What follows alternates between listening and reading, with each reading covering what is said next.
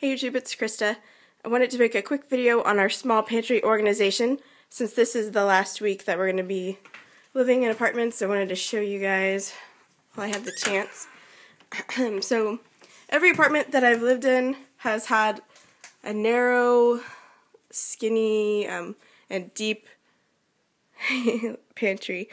And I've always had the wire shelving, which can be a pain, so I wanted to show you how I go ahead and organize that.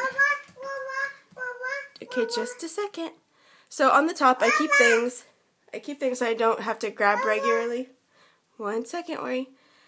So it's just, basically storage space. So I've got my mason jars up at the top, plastic things like silverware, and my paper goods right here. Then the second shelf, I've got my, oils. So I have these little sterilite stacking bins. So in oils, I've got, all of my vinegar and olive oil and things like that. And then I have my spices in the other, and there is some space in between, so I keep my salt, pepper, and cinnamon, which I use like almost every day, and right in the center, so they're easy to grab. The next shelf is my canned goods, so that's pretty self-explanatory. And then the following shelf is my baking goods, and in the back, it's kind of hard to see, but I've got these big giant tubs of my white flour and wheat flour, and then I've got dessert, which is the sweet stuff, so I've got like chocolate chips and icing and sugars and honey and things in this bin. The next thing down here, this one isn't labeled, but this is my breakfast bin, so I've got our protein powder and oatmeal and quick cereals there. This bin is my tea and drinks bin, so all of our teas and things like our emergency drink are in there, and underneath that is our dinner bin.